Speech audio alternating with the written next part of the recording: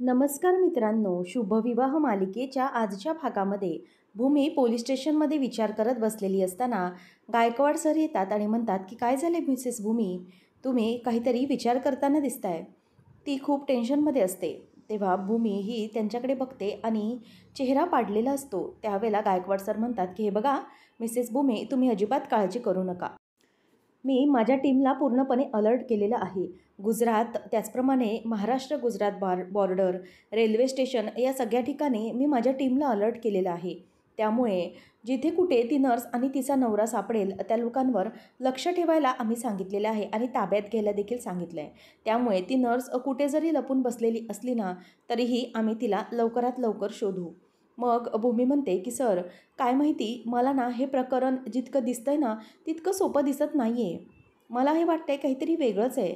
तेव्हा मग गायकवाड सर म्हणतात की म्हणजे मिसेस भूमी, अहो तुम्ही नका काळजी करू, सगळं काही करू आम्ही. अहो ती नर्स कुठेही जगाच्या कोपऱ्यात जरी लपलेली असली तरीही आम्ही तिचा शोध घेऊच. आमच्या टीमला अलर्ट केलेला आहे. कुठेही ते त्यांना शोधून काढणारच. शिवाय ती नर्स दुबईला जरी लपून बसली असेल ना, तरीही तिथून दुबईवरून त्या नर्सला इथे आणून आम्ही तुमच्यासमोर हजर करू. तुम्ही नका काळजी करू. त्यावेळेला मग ती म्हणते की हो सर, तुमच्यावर विश्वास आहे आमचा, परंतु तुम्ही प्रत्येक वेळेलाच आम्हाला आउट ऑफ द बॉक्स जाऊन मदत करत आलेले आहात. त्याबद्दल खरंच खूप थँक्यू. तेव्हा मग गायकवाड सर म्हणतात की हे बघा, काय ना भूमी मॅडम, आता काय आहे की आकाश आणि तुम्ही आमच्यासाठी म्हणजेच माझ्यासाठी एक फॅमिली प्रकारे झालेले आहात. माझी फॅमिली समजतो मी तुम्हाला आणि म्हणूनच तुमच्यासाठी इतकं सगळं करण्यासाठी मी तयार असतो.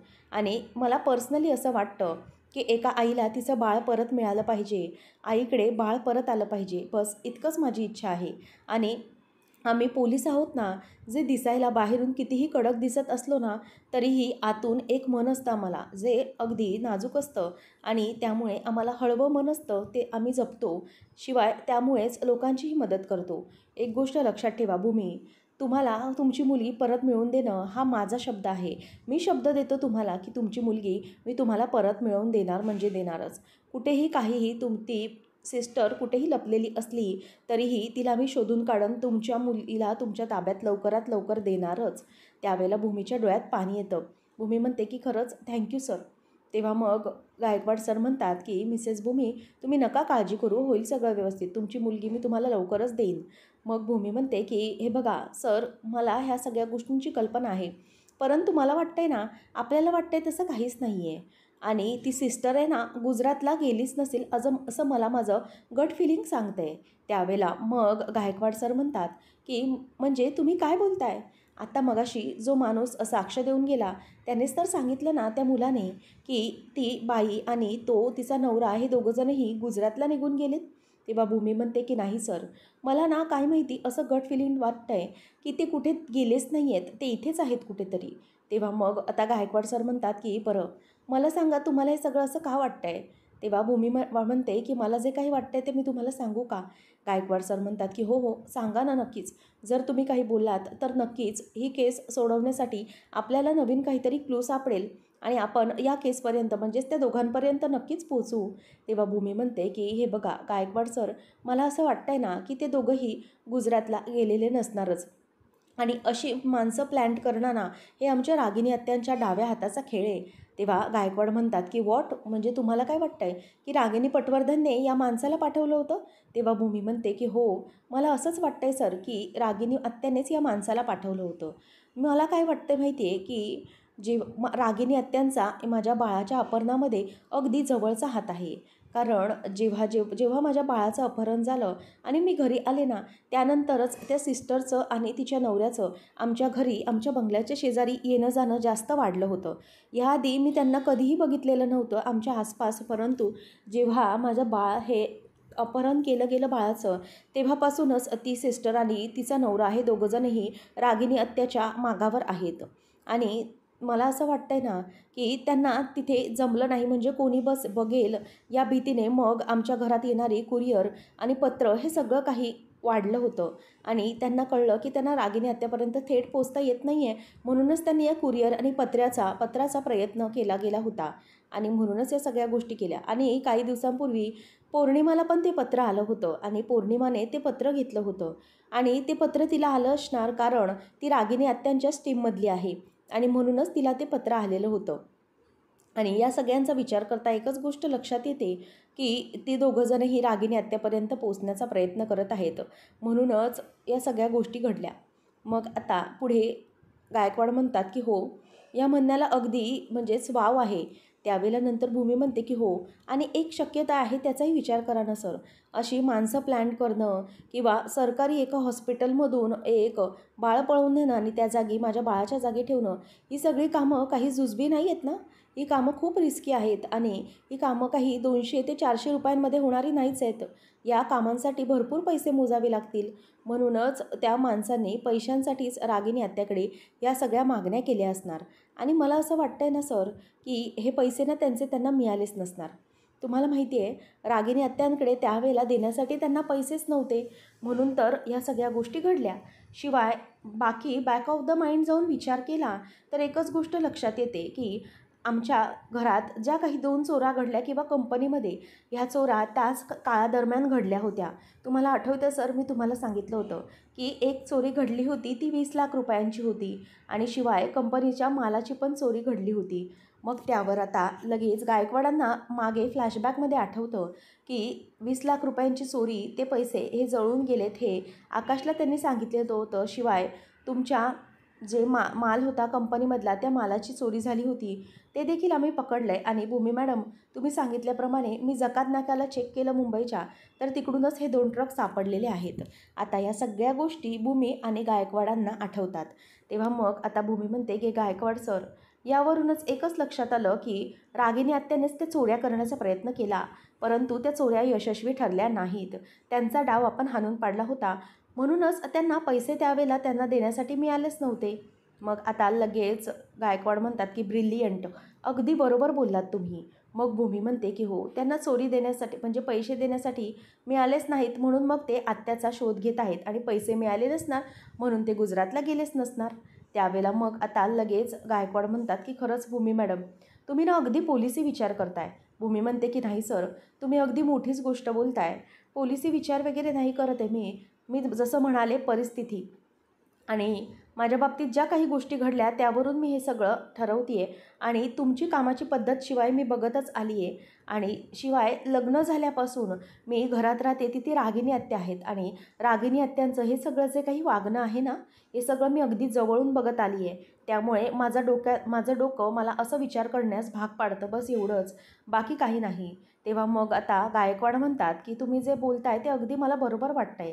आणि जर त्या दोघांनाही पैसे मिळालेच नसतील तर ते गुजरातला कसं जाऊ शकतात? कारण एवढं मोठं बस्तान हे गुजरातला हलवणं हे पैशाशिवाय काही सोपं नाही आहे. त्यामुळे मलाही असंच वाटतंय की तुम्ही जे म्हणताय ते अगदी योग्य आहे. रागिनीने जर त्यांना पैसे दिलेले नसणार तर ते दोघेही इथून कुठेही गेलेले नसणार. मग भूमी म्हणते की हो सर, मलाही तेच वाटतंय की या सगळ्या गोष्टीमध्ये रागिनी आत्याचाच हात आहे आणि ती नर्स आणि तिचा नवरा इथेच कुठेतरी असणार, असंच फिलिंग मला येते. तेव्हा मग गायकवाड सर म्हणतात की ठीक आहे, आता मी एक काम करतो, माझी एक टीम गुजरातला पाठवतो, शिवाय माझी एक टीम इथेही अलर्ट करतो, जेणेकरून लवकरात लवकर या सगळ्या केसचा पत्ता लागावा आणि ती नर्स लवकर मिळावी. भूमी म्हणते की आय होप सर, लवकरात लवकर ती नर्स सापडली की मला माझी मुलगीही मिळेल, माझी मुलगी पुन्हा माझ्या ताब्यात येईल, माझ्याकडे येईल, अशीच मला विश्वास आहे, असं ती त्यांना म्हणत असते. त्यानंतर आपल्याला पाहायला मिळतं की अमोली ही बाळाला घेऊन असते आणि पौर्णिमा तिच्याबरोबर गप्पा मारत असते. तेव्हा मग अमोली म्हणते की लहान बाळांचं आयुष्य किती सुंदर असतं ना, किती छान, कोणाचं काही टेन्शन नाही, काही नाही, कोणी किती भांडत असलं तरी त्यांना काही कळत नाही. तेव्हा मग पौर्णिमा म्हणते की किती छान आहे बघ ना, किती गोड हसते गोंडुली, असं म्हणून ती तिच्या गालाला हात लावत असते. तेवढ्यात रागिनी लांबूनच बघते आणि म्हणते की हे बाळ कितीही गोंडस आणि गोजिरं दिसत असलं ना, तरीही ते बाळ भूमीचं आहे, भूमीचं. मला त्या बाळाबद्दल जरा पण आपुलकी वाटत नाही, कारण त्या बाळाला भूमीचं छत्र आहे आणि काही झालं तरी ते तिच्या पोटातलं बाळ आहे. आणि असं म्हणून आता पौर्णिमा ही मुद्दामच नाटक करते की जणू तिला काही माहीतच नाही, मागून रागिनी आली आणि म्हणून ती मागून बघते आणि म्हणते की आई तुम्ही इथे, असं म्हणून आता ती बघायला लागते. तेव्हा लगेच रागिनी स्वतःच्या चेहऱ्यावरचे एक्सप्रेशन्स अगदी मायाळू, दयाळू, कनवाळू असल्यासारखे करते आणि तिच्याकडे अमोलीकडे बाळाकडे बघत राहते. तेव्हा मग रागिनी समोर येते, पौर्णिमा बघत राहते आणि अमोली म्हणते की आत्या, रागिनी आत्या तुम्ही इथे. आणि तिच्या डोळ्यामध्ये पाणी आलेलं पाहून अमोली म्हणते की तुमच्या डोळ्यांमध्ये पाणी? तेव्हा ती म्हणते की हो अगं, खरंच मला खूप बरं वाटतंय. तुझ्या हातामध्ये असं तुझं बाळ, हक्काचं बाळ असं पाहून मला खरंच खूप आनंद झाला.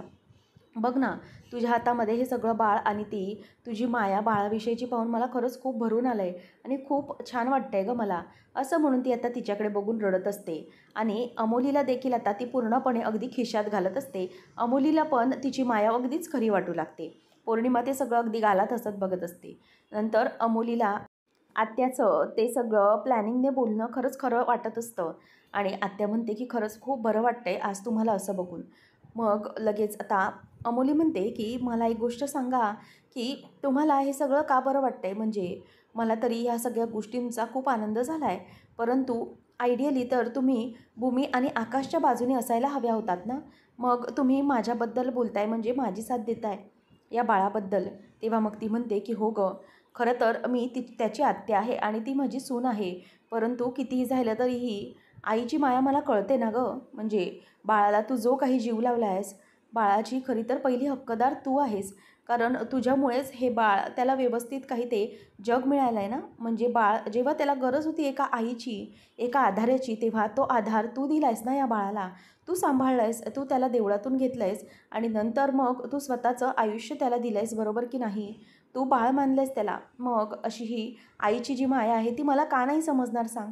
आणि खरं बघायला गेलं तर तुझ्या बाजूनेच निर्णय लागला पाहिजे, कारण तू बाळाला योग्य ती आयुष्य दिलेलं आहेस, बाळाला जपलं आहेस या. म्हणून मला असं वाटतं आहे की कितीही काही झालं तरी तुझ्याबद्दल खूप कौतुक वाटतं मला आणि बाळ हे तुझ्याकडे राहिलं पाहिजे. तुझ्या बाळाचा अधिकार मिळाला पाहिजे असंच मला मनातल्या मनात वाटत राहतं आहे. म्हणूनच मी तुला भेटायला आली.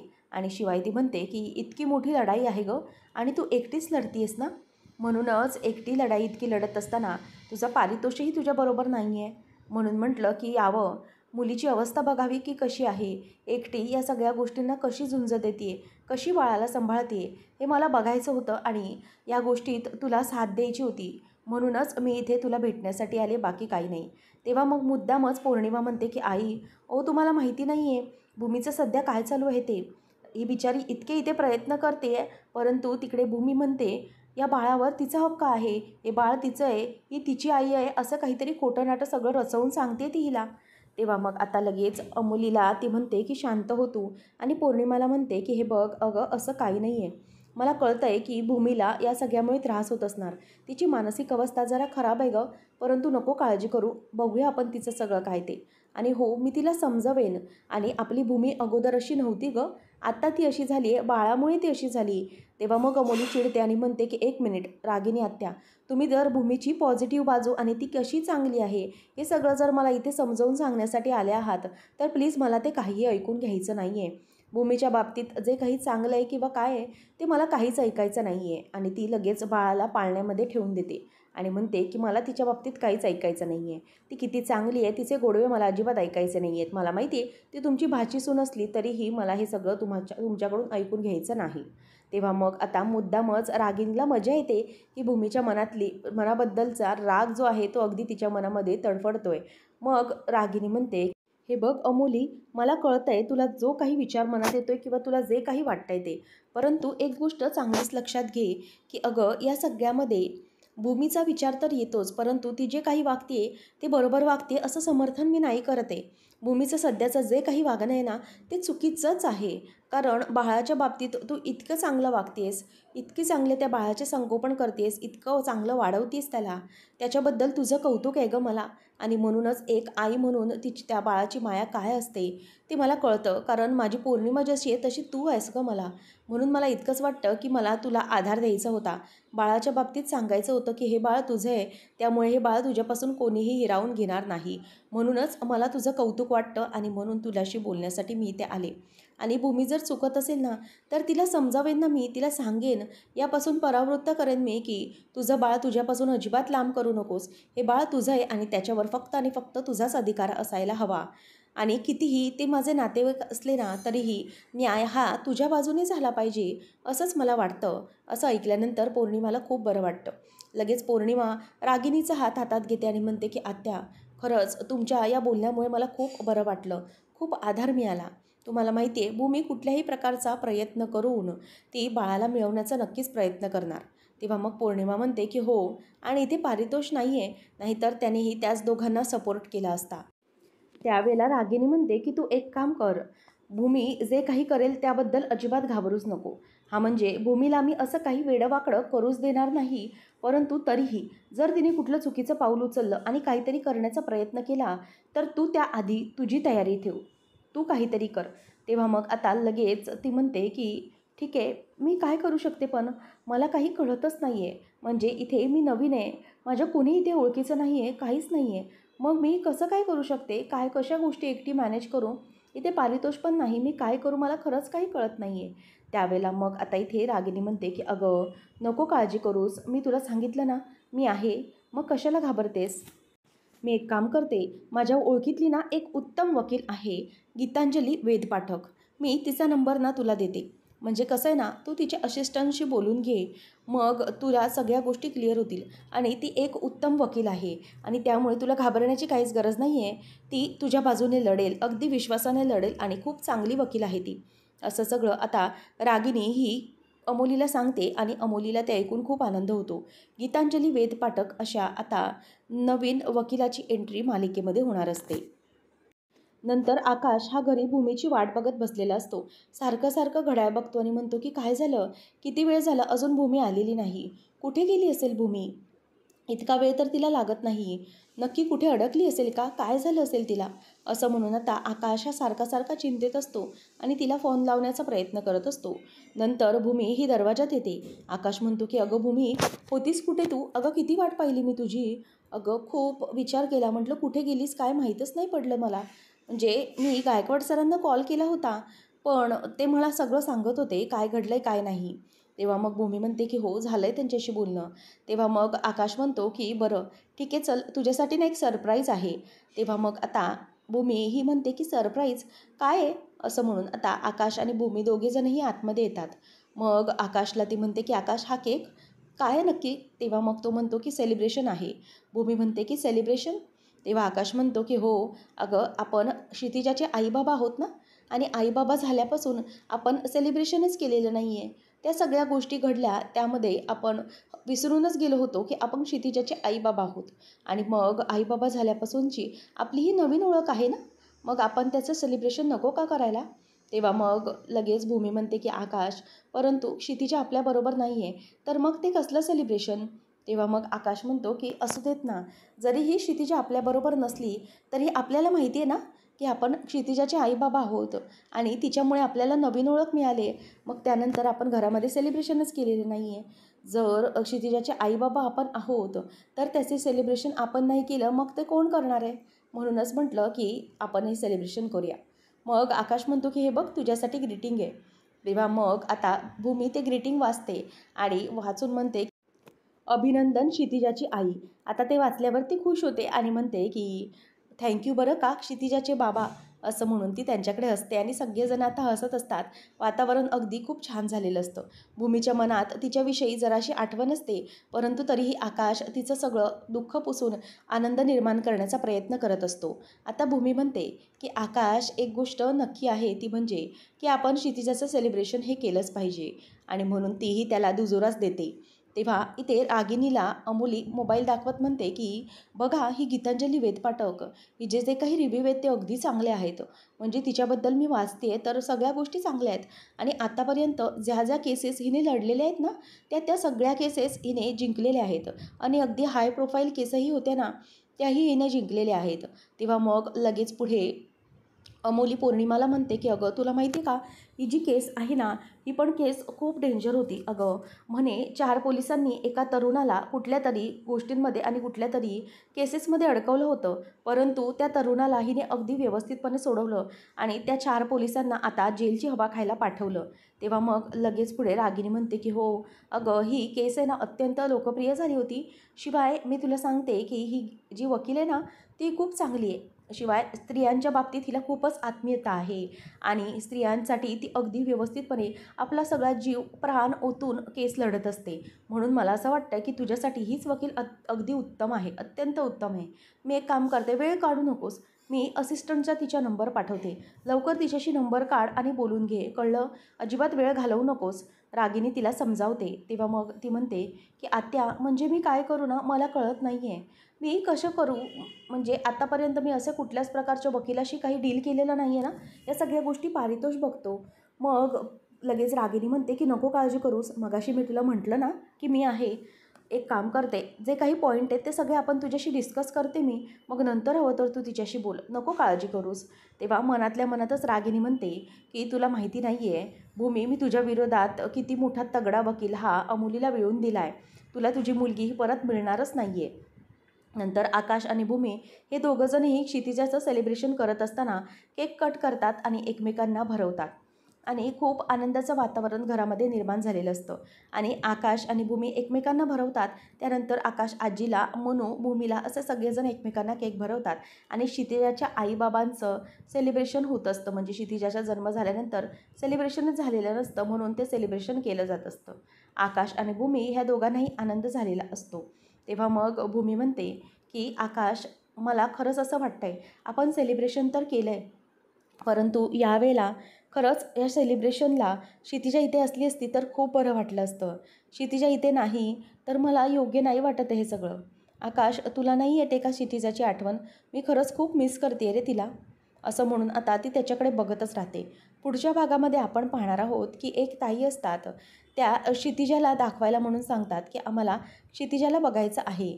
म्हणूनच आता भूमीला आणि आकाशला व्हिडिओ कॉलमधून ती दाखवत असते. तेवढ्यातच अमोली तिथे येते. अमोली म्हणते की एक मिनिट, अजिबातच क्षितिजाला कोणाला दाखवायचं नाही आहे. आणि भूमी आणि आकाशला तर बाळाला दाखवायचंच नाही आहे अजिबात. किती काही झालं तरीही बाळ हे त्यांना दिसलं नाही पाहिजे. तेव्हा मग आकाश म्हणतो की ताई, दाखवा ना क्षितिजाला. तेव्हा मग ती म्हणते की माफ करा आकाश साहेब, परंतु मॅडमनी सांगितलं आहे की क्षितिजाला कोणालाही दाखवायचं नाही आहे. आणि आता भूमीच्या विरोधात मी मोठं पाऊलही उचललं आहे, असं तिथून अमोली बोलत असते. त्यामुळे आकाश आणि भूमी हे दोघंही डिस्टर्ब झालेले असतात. त्यांना बाळ तर काही दिसलेलं नसतं. नंतर आकाशला एक नोटीस येते. आकाश म्हणतो की कोर्टाकडून नोटीस? म्हणून ते पेपर्स तो बघायला जातो. तर त्यामध्ये लिहिलेलं असतं की अमोलीने भूमीच्या नावाने नोटीस टाकली, म्हणजेच कोर्टामध्ये उभं केलं आहे की भूमी ही अमोलीच्या बाळाला स्वतःचं बाळ म्हणण्याचा प्रयत्न करते आणि अमोलीला ती बाळाच्या बाबतीत हरास करते आणि बाळावर हक्क दाखवण्याचा प्रयत्न करते, असा तिच्यावर आरोप केलेला आहे अमोलीने. असं म्हटल्यावर आता इथे भूमीला मोठा धक्का बसतो. ती काय असं बोलते आणि सगळेजण आता धक्क्यामध्येच जातात. कारण भूमीवरती अमोलीने कायद्याने केस केलेली असते आणि या सगळ्यामुळे आता आकाशला खूप राग आलेला असतो. आता आकाश भूमीवर लागलेला हा कलंक कसा पुसणार हे पाहणं रंजकतेचं ठरणार आहे. अशाच अपडेट्ससाठी चॅनलला सबस्क्राईब